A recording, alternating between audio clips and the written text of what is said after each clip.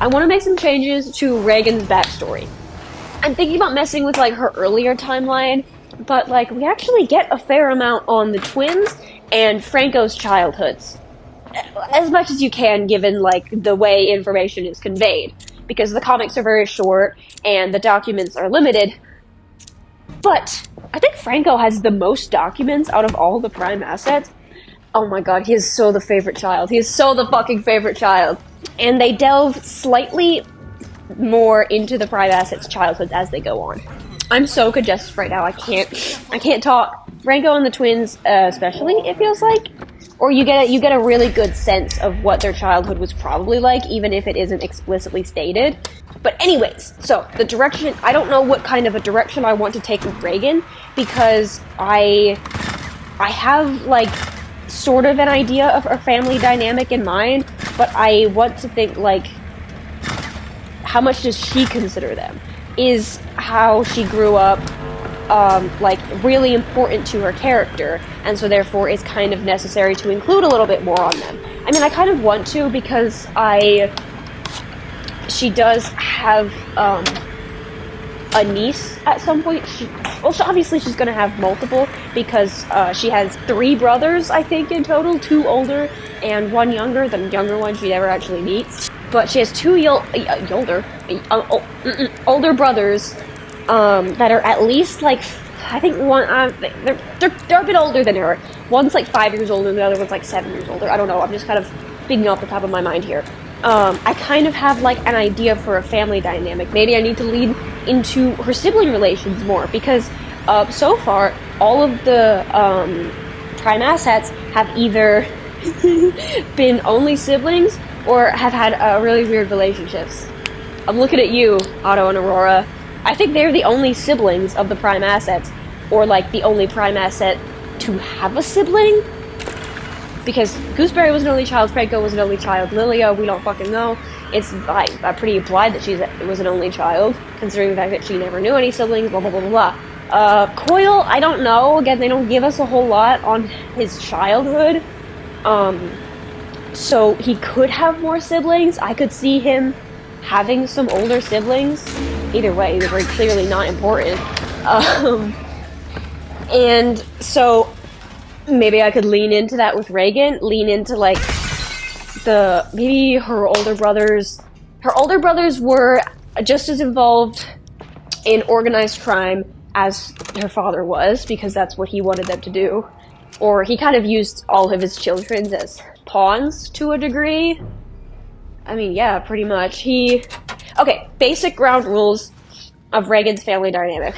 Her parents emigrated to the United States at the, like, tail end of World War I, because Reagan was born in November of 1919, so, like, right as the war was ending, okay? Her mother is German, her dad is Italian. They would probably... it's hard to say what country they would have been living in. Germany was a major player, so maybe they would have been living in Italy at the time, regardless of if they were living there before the war started or not. Okay, let's just say that for now. They were living in Italy, and they wanted to move to the US, okay?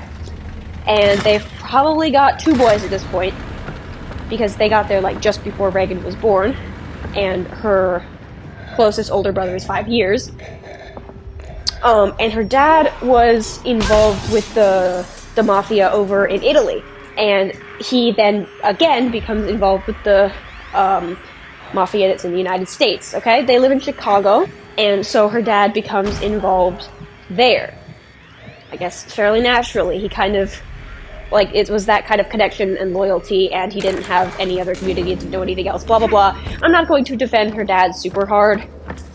He doesn't need it. I'm not going into his backstory, whatnot. Okay, so her dad immediately, like, he gets involved in that again, because it was kind of a continuous cycle. He'd been doing that before. And so naturally he's kind of, like, bringing his children into this. I guess that's not really a natural response, but it might be for him. We don't know. I don't think he would do that with Reagan, mostly because I don't think women were that involved with it as much. I don't know, I did a whole bunch of research, but it never really came up. It's mostly just then, because of the time period. So I doubt Reagan's mom was in on it that much. She was a very, like, traditional mother, so she would have raised Reagan that same way.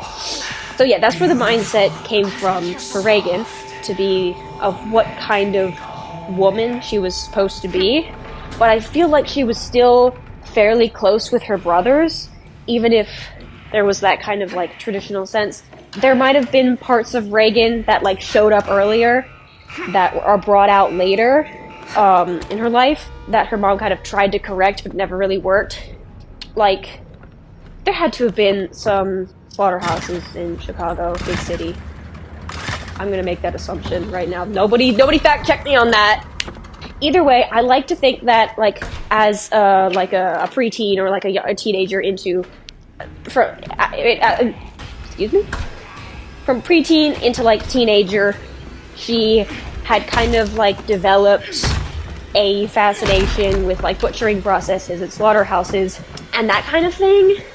I am unsure whether to say she actually worked at one or not. I feel like her mom wouldn't have let her. I feel like there was a lot of things her mom didn't let her do that kind of made Reagan want to do them more. Like how she kind of knew that her dad and brother were in on organized crime, and she kind of finds that fascinating as well because of how normalized it is within the family, and she kind of wants to be a part of that and isn't allowed to. So there's like that kind of stuffing everything down, trying to be the person that her mom wants her to be.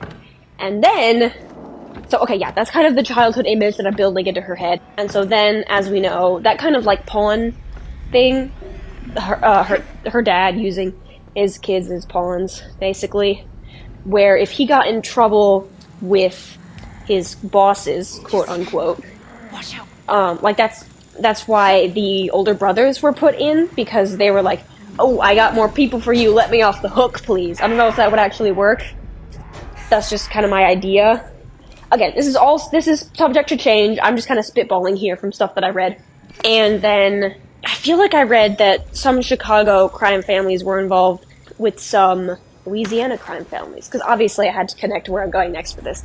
I feel like I read that. I remember reading that.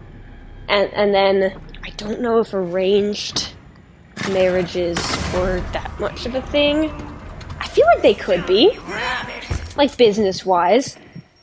Again, I'll look into this, like how much of a thing were they in different spaces. But for my assumption right now, I'm going to say yes within this context, because that's kind of like a whole setup I've had.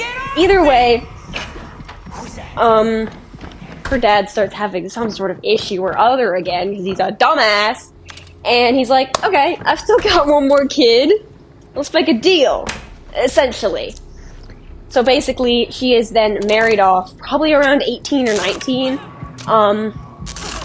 to, some of you already know this is something I talk about, 18 or 19, haven't decided on that, but that kind of age range, to Salvatore. We know this. I know this. And I think doing the math that I did, she would have been his second wife? Question mark? I can kind of like keep things in order in my head, because Angelina was Salvatore's fourth wife, I believe. I needed to do the math to when when Reagan left, because this is kind of what I'm getting at, because it was like 6-7 years. Nobody make a joke about that. So I might shorten it a little bit, because I think she left at like 25. I don't think divorces were a really popular thing for women, especially. So I like to think there's a whole thing that I need to get into about Reagan during her marriage, her first marriage. Her other ones are kind of obsolete because they kind of follow the same pattern, where I think for a couple of years Reagan kind of tried to encapsulate this image that her mother had created for her and like projected onto her based on what she was and what she thought women should be. So she kind of tried to create that image of being like a traditional housewife and whatnot, until we know Salvatore can't have been a good husband. We know he actively beat his own kid and didn't pay attention to him. There's like a neglect factor. So I'm assuming it got to a point where he didn't pay much attention to Reagan either. And I'm assuming that it got to a point where he was having some sort of affair. I don't know what his divorce process was. We were never given that. I'm assuming he had to have technically divorced women, because he had multiple wives. At least 4 that we know of. Presumably more, if you ask me. Maybe not like wives, but he's definitely been with more women than that. So anyways, I have the idea that he was planning to divorce her anyway, and was already seeing another woman, and she just kind of like up and left.